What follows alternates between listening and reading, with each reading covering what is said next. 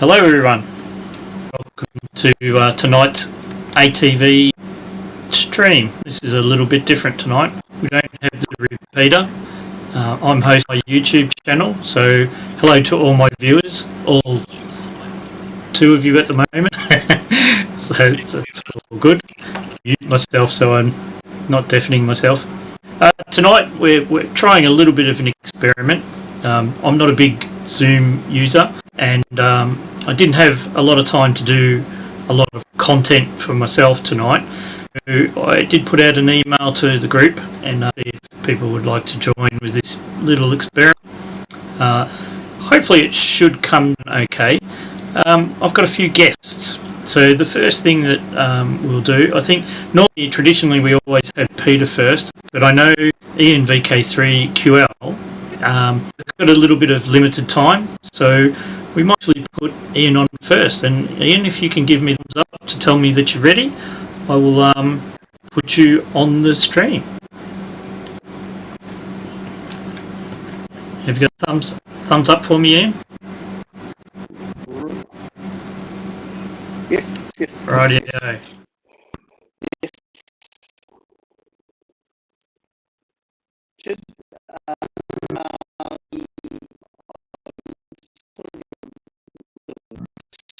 Australia at the moment, it's all working,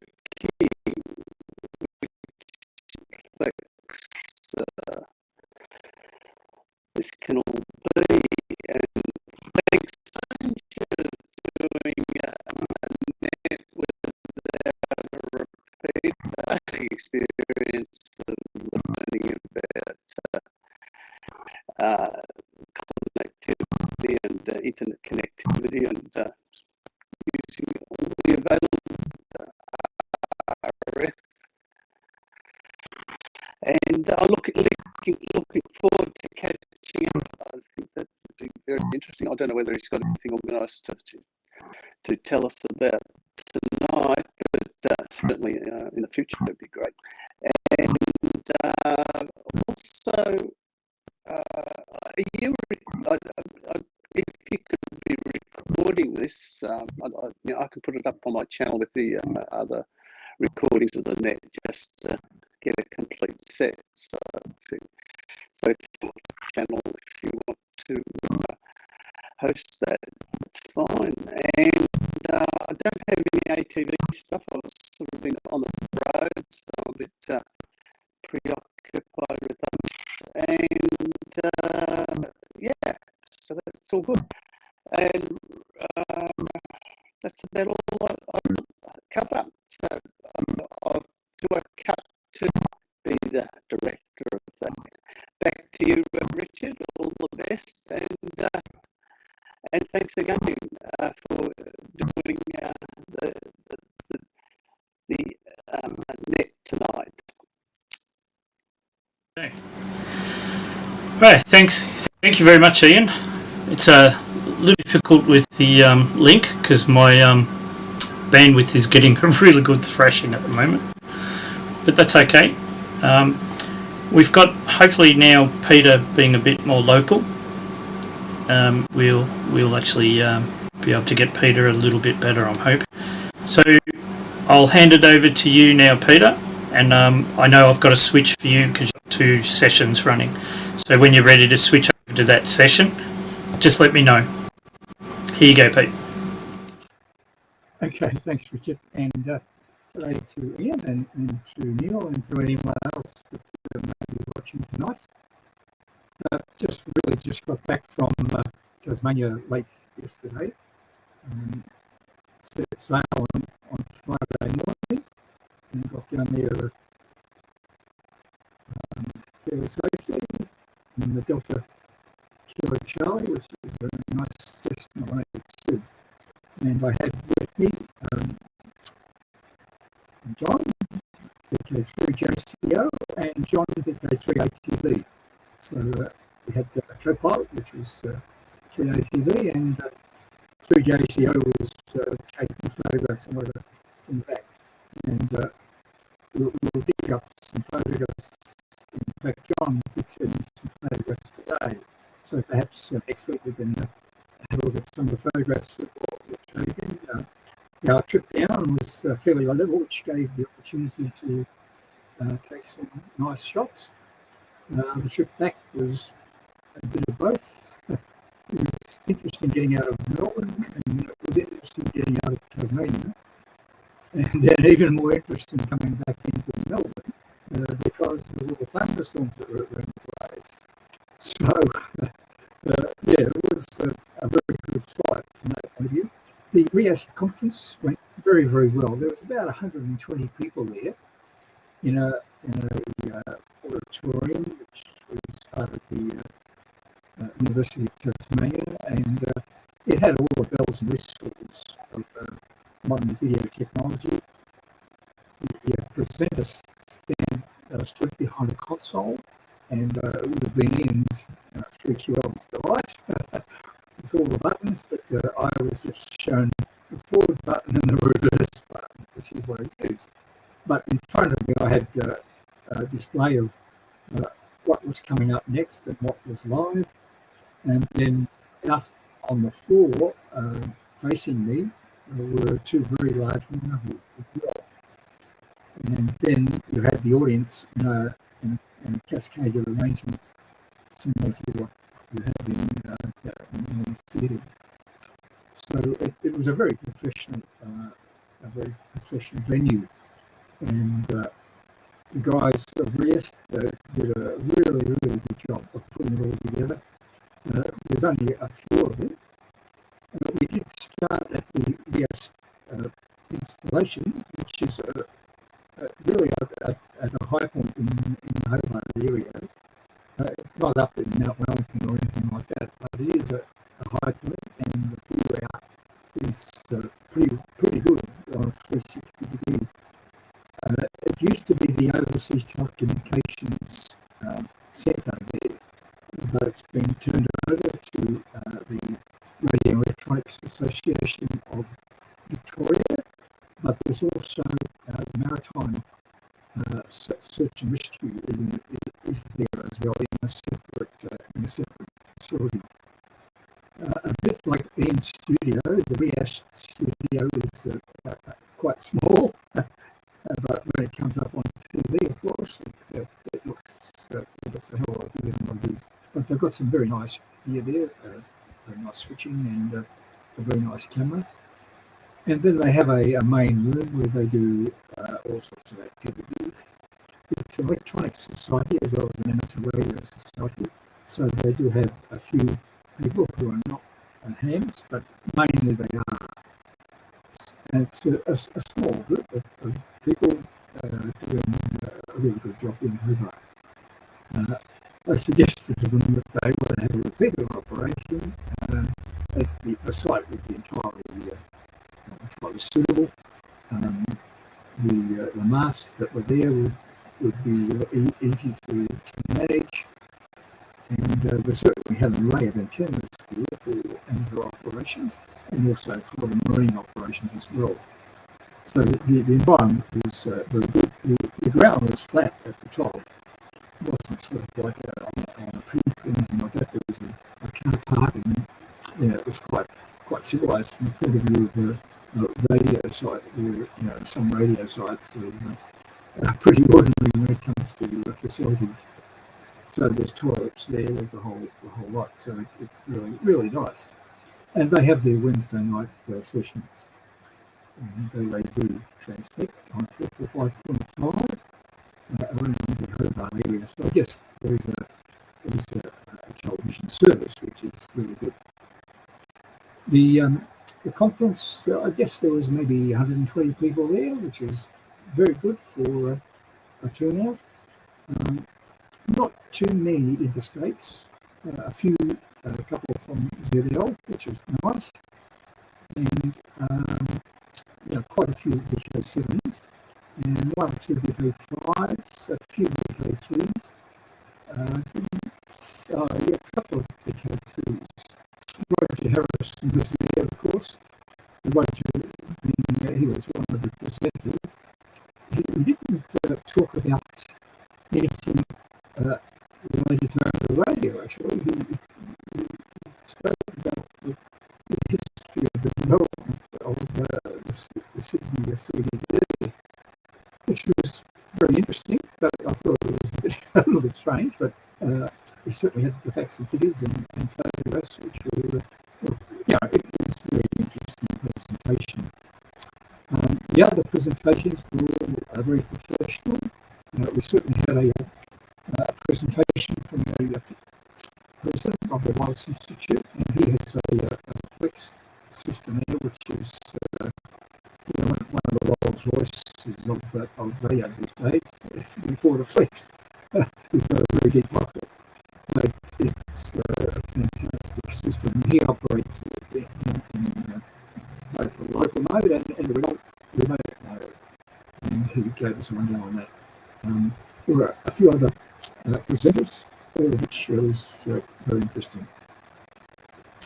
The second day was a bit like a normal handfest, in as much as there was the usual second-hand sellers. Not as many as what you would have at the Melbourne one, just due to the fact that there's not all that many VK7s in Hobart or in Tasmania for that matter. So, it was proportionate to that. I didn't see anything that attracted me, and the other guys didn't either, so we came back a little bit empty-handed, except everyone at the conference was given a bag, and we came back with a nice small thermos flask with the University of Tasmania and Sydney on, and a tiny little Icon transceiver made of rubber, which was nice. And of course, we saw the new Icon that has the SHF options on it, and that was in a separate room with a number of other suppliers and entities such as the Wireless Institute of Australia. Alara was there as well, and the buildings people, they were there as well. So that was in a separate room as an expo. So they had the sellers out basically outside. Not outside, outside in the open air. It was all contained within the university building. So that was pretty good. So that was the scenario. Pretty tired today, actually. After all of that, solo flying for 6 hours is interesting, and for a mod of my age, it takes a little bit out of me, but it was a fantastic experience for me, of course, and for the other guys as well. And I will get a montage of photographs of those, perhaps, to show you at a later time, and also there's some photographs of the expo and the presenters as well at the various conference. So that's about it for tonight. From the point of view of that, we will pick up the conference stuff a little bit later down the track. And also, I should say a really big thank you to Richard for going to the trouble of doing what he's doing here. That's really nice. I think perhaps I'll take the opportunity to have a second session there, Richard, and show people what's happening with the filter. We saw the filter in its, it was actually half clean by the time everyone saw it, but there's been some developments since then. So back to you, and if you want, I'll have a second session with that, but let's hear from you, what's going on up there in the north of Australia, much more north of Australia. So back to you, Richard. No worries. Thanks, Peter. Sorry, my wife's printing in the background, and of course my printer is actually here. So yeah, we can definitely have a second session. you're not hearing me. Oh, hang on. Sorry. There are, Neil. Should be able to hear me now. Sorry about that. I've got two sets of microphones working to get this up. I couldn't quite get everything working 100% in time. But yes, thanks for that. I'm really looking forward to finding out more about how Tasmania went. I'm very much in the depths of planning for Sandown, the Train and Hobby Show, which I know you guys are very keen to be part of, and I'm very keen to have you guys there as well.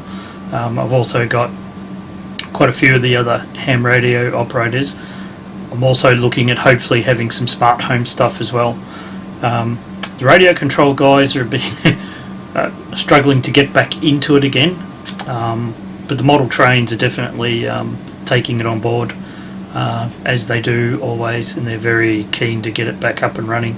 Being it's the largest show of its type probably in Australia, it's a very important one. It's a big one on the calendar, so I've also got a whole art and craft section that's going to be there.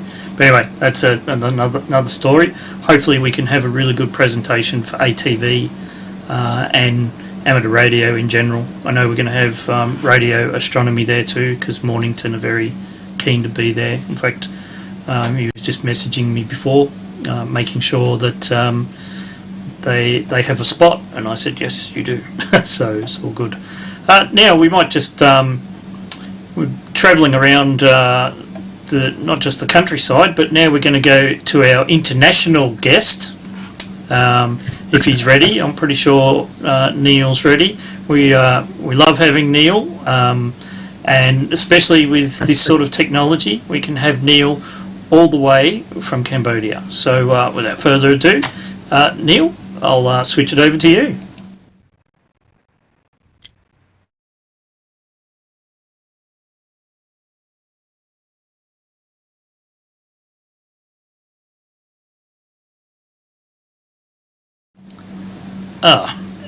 And just as we did, Neil's internet must have stopped.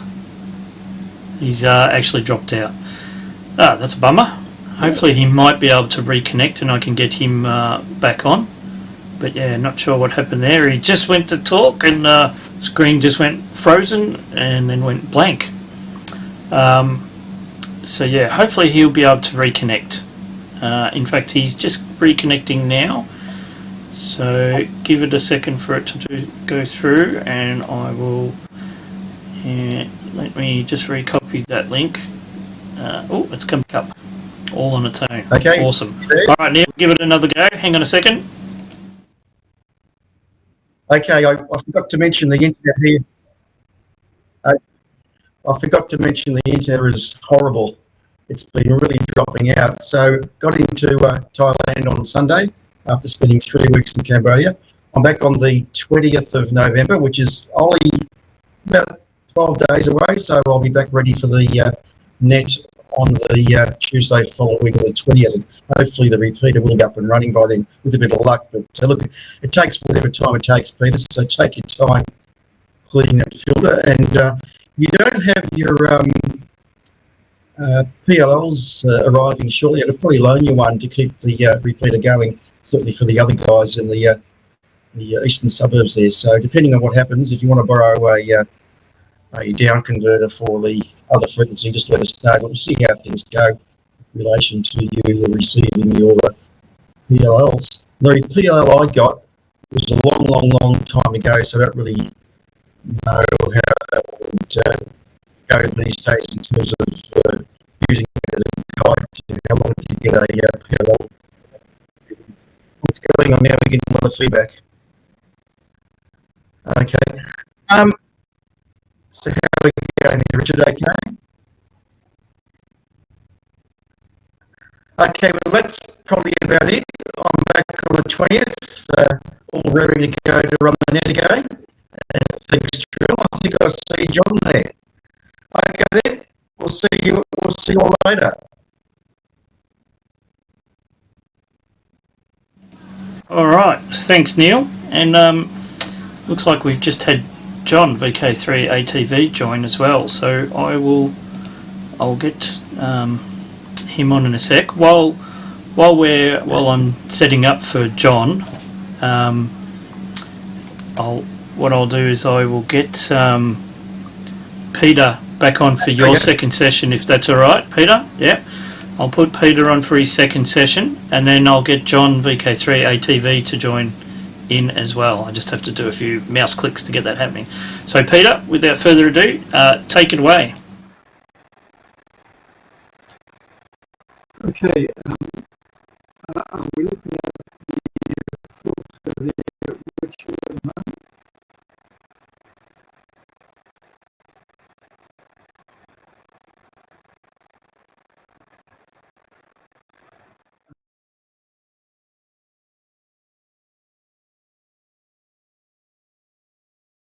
Just let me unmute that. Yep, testing 1, 2, 3. Audio okay? Yep. Yep. Audio is good. Okay. John, I'll tell you what, we wouldn't have, there was some bonzer ones. Anyway, we're looking at the filter which I've put the top back on and tuned very nicely with one of those, except I've not been able to release the coupling. There's some units along the edge here that these little things here, they're a little bar that you slide in and out, and I've not been able to release those. So I think I may need a little bit of penetrating in there to just get those. Having said that, we've lost a fair bit of silver coating, silver plating all over the place. So it's not really surprising that we've got a bit more insertion loss. The insertion loss with the new unit was 0.68 dB, and our insertion loss now is 2 dB. So that's roughly a 1.3 dB more insertion loss. I mean, 2 dB insertion loss is not nice, of course, but that's about where it is. I don't think there's anything I can do about that. I have been doing some adjustments, and I'll get a close up of where we're at. That is very, very close to the original. The only problem is that this marker here, which is 449, is not quite right. It's about 1 dB out. So that means the response is shifted down. I've been able to get back up that little weeny bit. I'm not sort of wanting to be too brave by doing some very big changes on the poles. I would think if we went with that, no one's going to know the difference. No one knew the difference when this, I'll show you where it was. Let me get the key. See how brave I am. I know these ones are fairly easy to adjust. So I'll just shift that pole. I think that's the right one. No, it's the other one.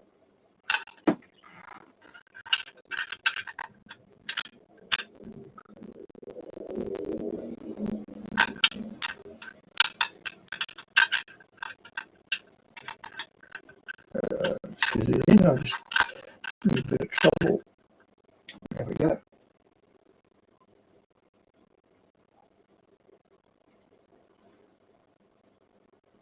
That's about where it was. So there was a hell of a kink in Bart's head. So we managed to move that quite okay back to about there. Now, if I go any further, it doesn't do a lot to that 449 thing. It's still sitting at minus 22 dBm, which is referenced to minus 20. So that means it's still sitting at minus 2 there. So it's moving the moving that pole that I'm moving at the moment is not changing the bandwidth. It's simply changing where that big notch is. So it's very, very close to being okay, and it was it's probably the insertion loss is better than what it was because I got rid of one heck of a lot of corrosion out of it. So I think it's going to be okay. I'm very tempted just to put it in as it is now, and I'm sure it will be okay. Phil is currently on holidays, so I'll have to see if I can get Peter Mill to let me in just to put the filter back in. That may be some adventure. Anyway, look, it's really good to see John there, 3OTV. He was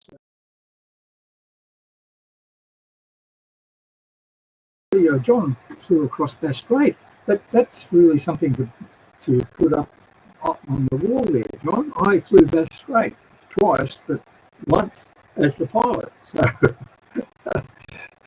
so back to you there, Richard, and we might hear from John. Yes, that's fantastic, Peter. Looks like all that cleaning that you've done is paid dividends. So it'd be very interesting to see how it goes if we put it back in as is and see if we have the results. Obviously, we're going to have better results than what we had in those dying days. So hopefully, yeah, that might do it. It could be quite good. Now, currently, I can see the back of John's head. I'm not sure if he's quite ready to go in, but yep, he is. All right, he's giving me the thumbs up. So I'll now pass it over to John, VK3ATV, and he's going to join our little session as well. So without further ado, take it away, John.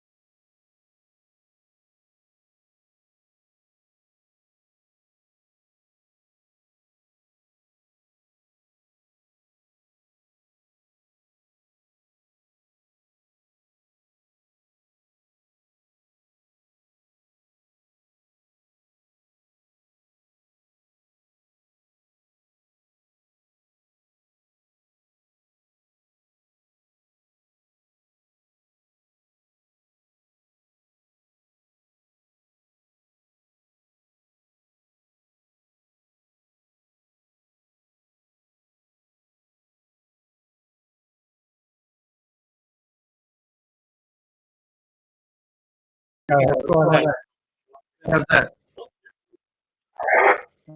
Got audio now? Yes, audio now?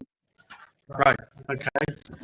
All right, this is a bit tricky. This is a new mode of operation. I came in late. I didn't actually see your email earlier, Richard, but watching the program earlier, you said you'd send an email out to everybody for content, and so I logged on and saw that. So quickly tried to get the computer to operate. Actually operating through the AT Mini Pro. That was the only way I could get audio and video through. So I hope that's working okay. don't think we've got too many people watching tonight, but everybody who's watching probably knows me. I'm John, VK3VRS. And yeah, a bit of a tricky one getting the computer set up. So hopefully that's okay now. Look, this just adds another dimension to our net, doesn't it? So we're all trying new technology, so that's great. I think Peter's given you a lot of content for what was a major event for the weekend. Yeah, great event. Recommend it for anybody for the next time they run it. It was well worth it. The conference was technical or non-technical, but all the content was interesting. So well worth the trip. And of course, the flight over and back was sensational. Peter did a great job organising that, and it was there was some challenging flying, which Peter did handled exceptionally well. It wasn't all straightforward. Apart from the event that I flew, that was the easiest part of the return trip. But it was great to get behind the yoke again. It's been quite a while since I've flown, so I really enjoyed that. I will have some content. Hopefully, if I can get it together by next Tuesday. I've got quite a bit of the flying and a bit of the conference and expo itself. So I'll either put it in two separate videos, or put it together for one. It may go into two, maybe a bit long. So I might do a couple of 5-minute sessions and play those over the next couple of weeks. But I'll see how I go. I've got a bit of time at the moment. Anyway, that was all I came up for, basically to say that I will have some content so people can see what happened down in Tassie. Peter did a great presentation and a real sell for ATV, and hopefully will encourage the Tasmanians to look at getting a ATV repeater. They've got a fantastic location in Hobart. They're up on the hill, as Peter said, an old telegraph station, and a maritime current active maritime radio operation centre. So they've got a great club rooms there, and a good spot for a repeater. That's it from me tonight. It's great to see that we're still getting the net operational on a Tuesday night, and well done to Richard for putting tonight together. So 73's from John, VK3 ATV, and back to you, Richard. Thanks, John. It was good and enlightening. Must admit, I'm very jealous that you actually got to fly and go across to Tassie with Peter. Yeah, it'd be something that I'd like to do. I love flying too. I've been with Peter once now, and look forward to any time that Peter puts that offer open. If I'm available, I'll be there. Don't worry, Peter. Rain, hail, shine, muddy aprons, doesn't matter. I'll be there. So yeah, it was good fun, good experience, and I love flying into little airports. It's I personally think it's exciting when you fly into a little airport, especially when you're sort of lining up and the strip doesn't get any wider as you get closer. It seems narrow the whole time, but that's part of the fun. Now, Peter, you've got another session for us, a little session that you want to do? Yeah, I can. Need a thumbs up because I've got you muted on the thing. Yeah. Hang on. Yep, have you got another session, Peter? Yeah, just a very brief one. Okay, no problems. I can put you through now if you like. If I can have these screen up. The other screen as well? Okay. Yeah.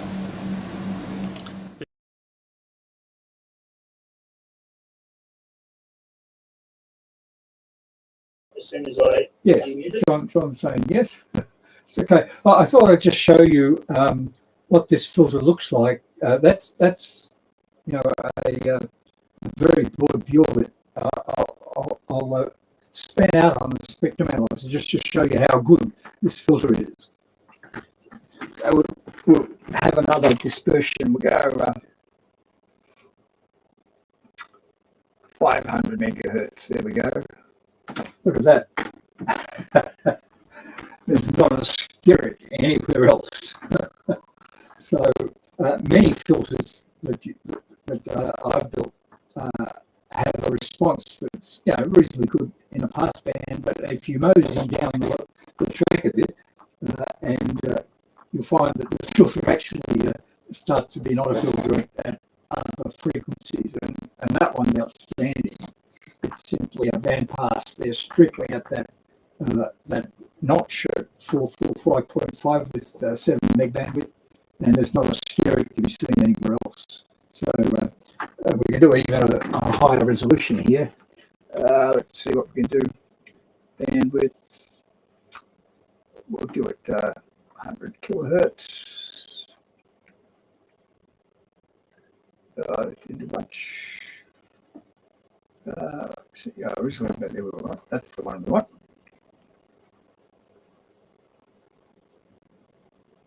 All right, it's a high resolution. You can still see that there's nothing there.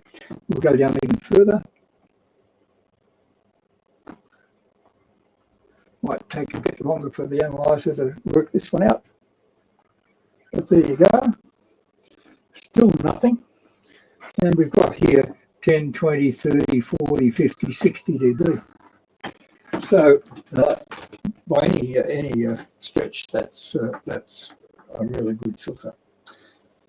We did have an offer from Roger, 5YYY, for $700 for the one that he had taken to bits and had a look at. But I think this one's going to be okay. And we'll just see what goes. Neil, if you're still listening, my PLL's still not arrived. In fact, I'm going to put a message back to eBay about them. They're well overdue. Anyway, it's just thought I'd show you that for the. So it's really a top notch. And John, I'll be interested to see the videos that you've got and stuff like that. That would be really good as well. Okay, that's it for me. Richard, back to you. Thanks, Peter. That filter looks amazing. Obviously, put a lot of blood, sweat, and tears into cleaning that and getting it up to scratch again. I can see that with all the improvements with the repeater, once we're back in business and we've got the 4 aspects, this is going to be the best repeater in the world, I believe, by far. So just the fact that the coverage that we've got, the amount of people that we've got that can actually get into the net, it's going to be very exciting, that's for sure. I'm looking forward to getting back into it. My time's going to be a little bit limited between now and the hobby show, especially with working full-time as well. It's really taking a toll on my spare availability. But regardless of that, I'll do my best to try and get some content and whatnot. So I hope everyone's enjoyed it tonight. I think John's given me the barcode, the TV bars, so I think he's finished for tonight. And Peters, thank you very much for your very informative 3 sessions. It's been fantastic. Considering I've had no content whatsoever, I've just been a host. We've managed to make it to 8:40, so I think that's pretty impressive. So and our thanks to Ian and Neil also for attending. It's been great.